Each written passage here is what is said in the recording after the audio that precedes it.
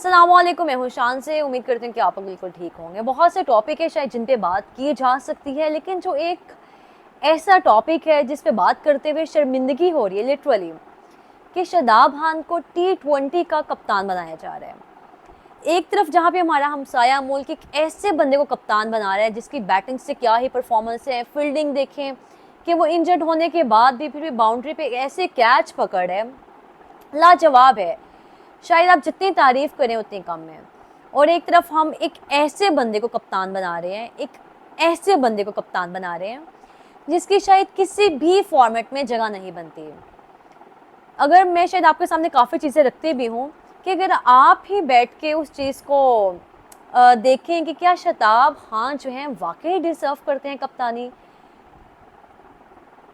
और मज़े की बात है कि ये 21-22 में ही या 23 में, उसके बाद 24 में भी, कि शादाब और नवाज़ को हम बतौर ऑलराउंडर लेकर जाते थे, ट्रैवल करवाते थे। और फिर उसके बाद हम लोगों ने ये बात शुरू कर दी कि शादाब को तो बॉलिंग भी नहीं आती, आप उसको ऑलराउंडर कह रहे हैं, बैटिंग नहीं आते हैं, 5-6 नहीं तो 15 रन कर देते हैं मैक्सिमम भी है। शादाब के सबसे पहले आते हैं T20 आए में 124 मैच है और 124 मैचेस में 123 विकेट हैं। क्या पाकिस्तान क्रिकेट के साथ ये इंसाफ होगा अगर शादाब को T20 का कप्तान बना दिया जाता है? ठीक है, अब मज़े की बात है कि शादाब ने 9 मेजर मेगा इवेंट्स में पाकिस्तान की तरफ से खेला है, और अगर उसके बाद भी शादाब ने अगर सिर्फ 124 मैचेस में 123 विकेट्स हैं, खैर बाकी आपके सामने मजीद रखते हैं कि चैंपियंस ट्रॉफी 2017 खेली और उसमें भी कोई इतनी खास विकेट नहीं थी। फाइनल में वही युवराज सिंह की एक विकेट थी जिससे काफ़ी शादाब को हाई भी मिली। और शुरू में जब शादाब आए थे उनकी बॉलिंग अच्छी भी थी, एक दो वेरिएशन थी, लेकिन अब लेग ब्रेक जो कि उनको खिताब दिया जाता है, लक़ब दिया जाता है कि शादाब जो हैं लेग ब्रेक बॉलर हैं। आज तक लेग ब्रेक के ऊपर ही वो सिर्फ कह लें कि इन्हिसार कर रहे हैं और उसके अलावा उनके पास कोई वेरिएशन नहीं है। अब एक लेग ब्रेक बॉलर है, उसके पास फ्लिपर होना चाहिए, क्विक बॉल है, फिर गुगली होनी चाहिए। गुगली पे शादाब को हमेशा छक्का पड़ता है, उसको समझ ही नहीं आती। वहाँ पे अगर आप राशिद को देख लें, आदिल रशीद को देख लें, दुनिया में बेहतरीन इस टाइम पे भी लेग ब्रेक बेहतर हैं, लेकिन वहाँ अगर आप शादाब को देखें तो आई थिंक उससे बेहतर कोई क्लब का ही प्लेयर होगा, जो कि अल्फाज में नहीं है कि आप कुछ गलत ना बोल दें।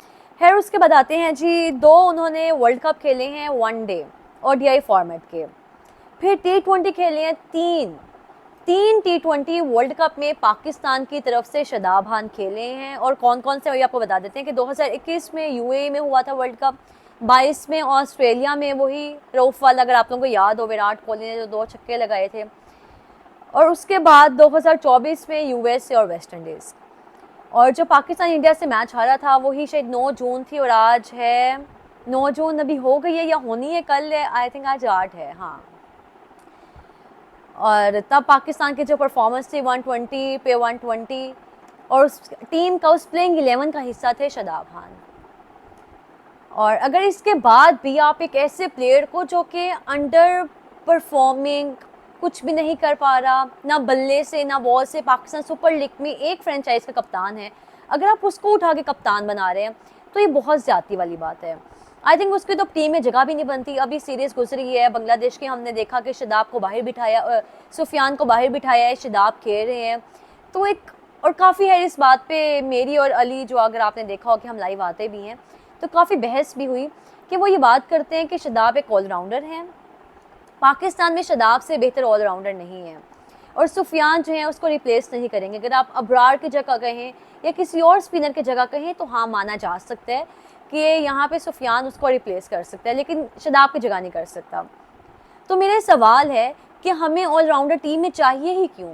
अगर आप कंप्लीट बैट या बॉल के साथ जाते हैं तो ये बेहतर नहीं है कि कम से कम अगर 6 बीच में बल्लेबाज हैं या फिर बाकी बॉलर्स हैं तो हर कोई अपना अपना 100% दे, तो आपको क्या करने हैं? ऑलराउंडर की ज़रूरत पड़ेगी जब जो ऊपर वाले 3-4 बैटर्स हैं, टॉप ऑर्डर हैं, फिर मिडल ऑर्डर है, अगर वह के रन्स बना रहे हैं, बैटिंग अच्छी कर रहे हैं, तो आपने क्यों नीचे तक जाना है इतना?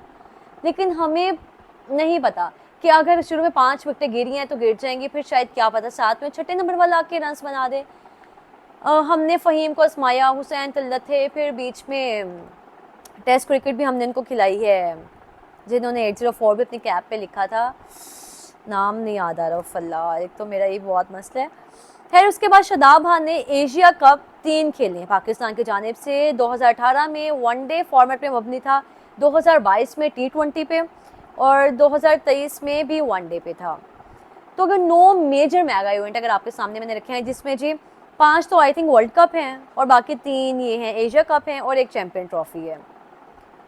तो यहाँ से अगर आप अंदाज़ा लगाएंगे शादाब क्या वाकई डिजर्व करते हैं। मैंने बात की बांग्लादेश के, तो उस पर आऊँगे। बांग्लादेश और ऑस्ट्रेलिया के दरमियान सीरीज़ जारी है, बांग्लादेश में ही हो रही है। और पहले मैच में ही, पहले वनडे में ही कितने बेहतरीन अंदाज में बांग्लादेश ने ऑस्ट्रेलिया को मैच हराया है।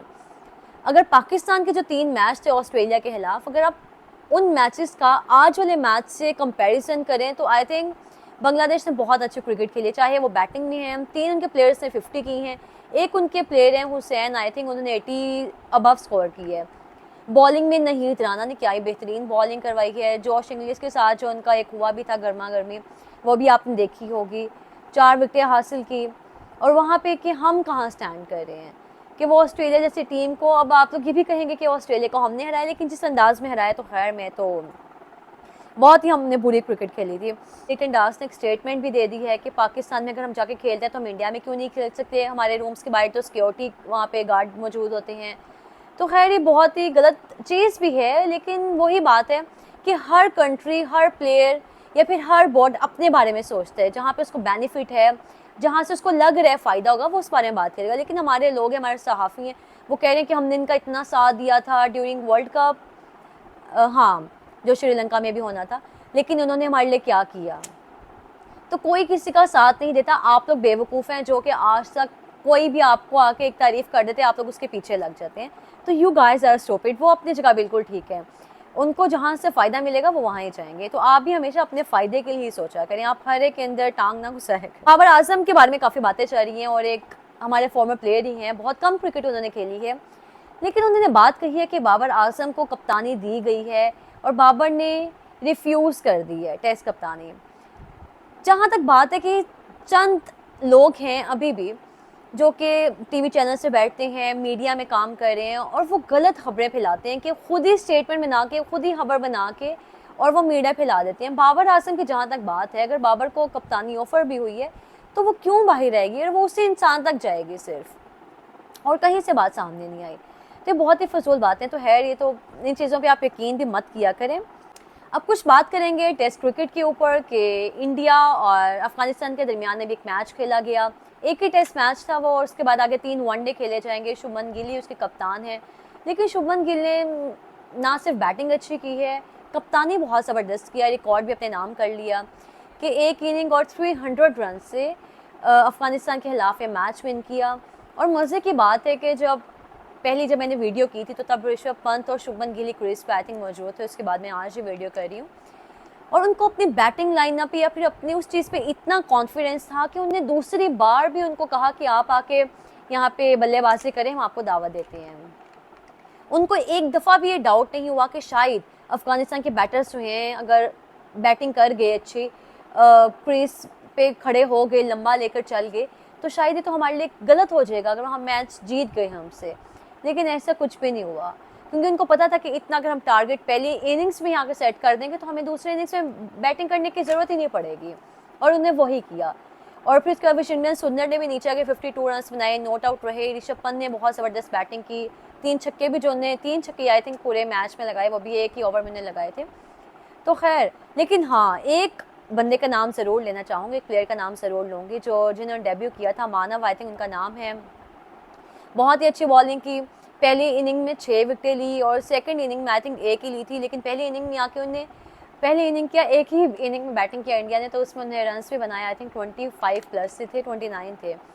और तो ये चीज़ एक कंट्री को बहुत कॉन्फिडेंस देती है, एक बोर्ड को बहुत कॉन्फिडेंस देती है कि जब आप किसी न्यू प्लेयर को चांस देते हैं और वो पहले मैच में आके बहुत अच्छा करते हैं।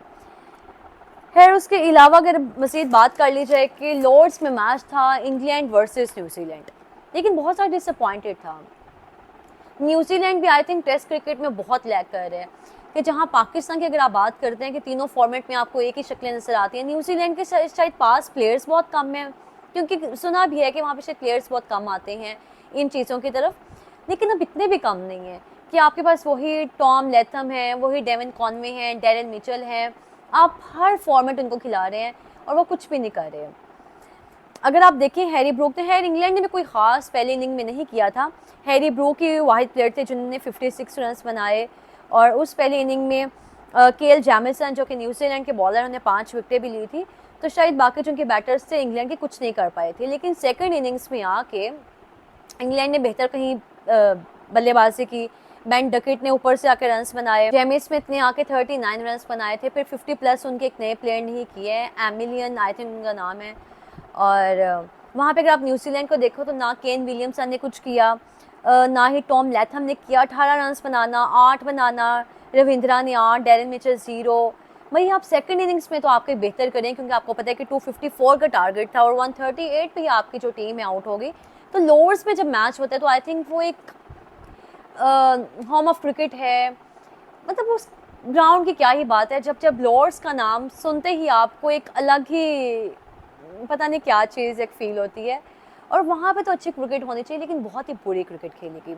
लेकिन अब देखते हैं कि अब अगले 2 टेस्ट मैचेस में क्या होगा। लेकिन एक और ख़बर है जो कि काफ़ी शायद तशवीशनाक भी है, और एक उनका ज़ाती मामला है, इस पर बात करना बेहतर भी नहीं है। लेकिन उनकी एब्सेंस में हैरी ब्रूक जो है कप्तानी करेंगे, और क्योंकि उनका जो एक इशू चला था उनका और गैस एडिंगसन का, कि दोनों का जो भी हर एक जगह पे गए थे वहाँ पे उनका जो भी मसले मसाइल हुए। लेकिन हैरी ब्रूक में भी अगले मैच में कप्तानी करें और दोनों प्लेयर्स बाहर बैठेंगे। लेकिन अगर उनका नाम आ गया तो उन्होंने बॉलिंग बहुत अच्छी की थी, गैस एडिंगसन, ऑली रॉबिन्सन ने बहुत अच्छी बॉलिंग की थी, और जॉश टंग ने। और रॉबिन्सन ने तो एक इनिंग में 5 विकेटें ली थी, अगले में 2 ली, और उसके बाद जॉश टंग ने भी आई थिंक 3 और 2 ली थी। लेकिन बहुत ज़बरदस्त बॉलिंग की। इंग्लैंड ने बेहतर क्रिकेट खेली, बैटिंग में उस तरह से नहीं चल पाए, लेकिन बॉलिंग बेहतर की, और बॉलिंग से है वो मैच जीते हैं। न्यूजीलैंड को टिकने नहीं दिए। लेकिन न्यूजीलैंड क्या स्ट्रेटजी अपनाएगा, मुझे तो लगता है शायद उनके पास 2 ही ऊपर बैटर्स हैं। टॉम लैथम से उम्मीदें हैं, या फिर केन विलियमसन है। अगर अगले मैच में बैटिंग बेहतर करते हैं तो शायद मे बी वो मैच अपने नाम करें, और बहुत ज़रूरी है न्यूजीलैंड के लिए मैच विन करना। इजाज़त दें, अपना बहुत सारा ख्याल रखिएगा। अल्लाह हाफिज़।